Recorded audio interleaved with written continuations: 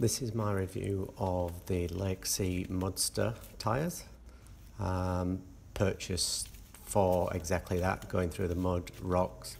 As you can see, they're quite an aggressive tread, which is why I bought them. Fair bit of poke out on my Pajero, running 8-inch wide rims, and the rims are negative 23 offset. As you can see, the tread is very chunky, and that's what pokes out. I'm thinking I'm going to have to modify them mud flaps because we're not really doing much right there. Looks wise, they look pretty mean. Few balance weights on there, as to be expected from a mud tyre. They're a rotational tyre. Just showing you the sidewall design here. They don't have the white writing because of their rotational. They're a 6-ply, 108N load rating, and they're called a Mudster MT.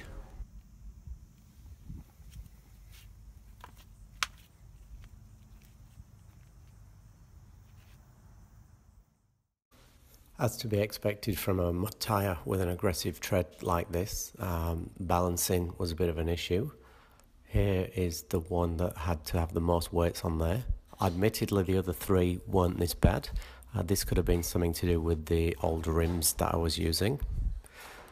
But we got there in the end, and driving them on the road, there's no vibrations or shakes through the steering. This is the right-hand front tyre on my short wheelbase Pajero. As you can see, there is plenty of poke. I have got the little plastic garden edging on there. This one was missing after a recent four-wheel drive trip, so I just took a picture just to show how aggressive they look. I've since fitted the trims back on and it looks a lot better. As with any new tyres, it's worth doing a wheel alignment to get the most out of your tyres, and obviously make sure the steering's nice and straight. Not really a problem doing a wheel alignment, apart from the little arms that connect to the tyre. It was quite tricky to get them to stay on because of the chunky tread knobbles on the sidewall part of the tyre. If you are going to fit these, I do recommend upgrading the mud flaps. I swapped my mud flaps off of my other Pajero, and as you can see, they're a lot better than the factory ones, but still not 100% doing the job. On the tarmac, I was very surprised at the first drive of these. I thought the steering would be shaking, the tyres would be really noisy, but they're actually no worse than any other mud tyre that I've driven. The only way you do notice the knobbles on the tread is if you corner quite fast. It obviously puts a lot of load on the outer part of the tread, and that's when you hear them get quite noisy. But generally, I was very impressed with how they behave on the tarmac.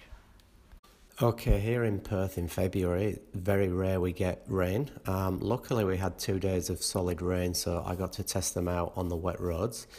As with any mud tyre, they're not that great on the wet roads, but considering how aggressive the tread is, I was very surprised at just how well these do hold up in the wet. I've used these on sand once for a very short period of time. It wasn't planned. I just had to pull onto a soft verge, and as expected, they're absolutely useless.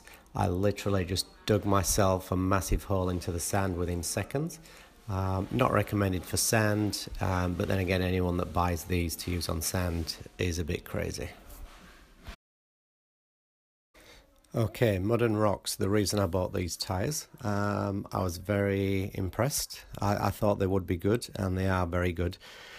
Surprisingly, I found them better on rocks than in the mud. The only reason being is the mud we were four-wheel driving in was the very thick, sloppy stuff. I'm yet to try them out on the clay, greasy clay mud, which we get a lot of here in Perth. But yes, on rocks, I thought I was picking good lines all night, but to be honest, I think the tyres were doing all the work. Very impressed. These tyres can be purchased for between $200 and $250 per tyre. So you can get a set of 4 for under $1,000, which is very good value for what they are.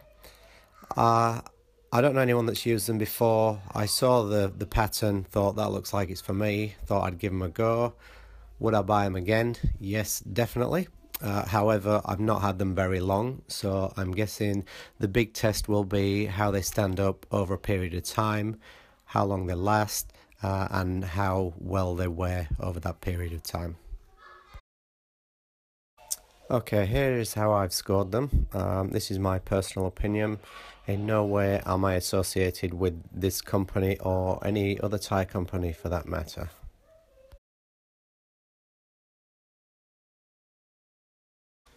So at this stage, I would definitely recommend them. I intend on updating this review or doing another one, maybe 6 months to a year down the track, and let you know how they're going.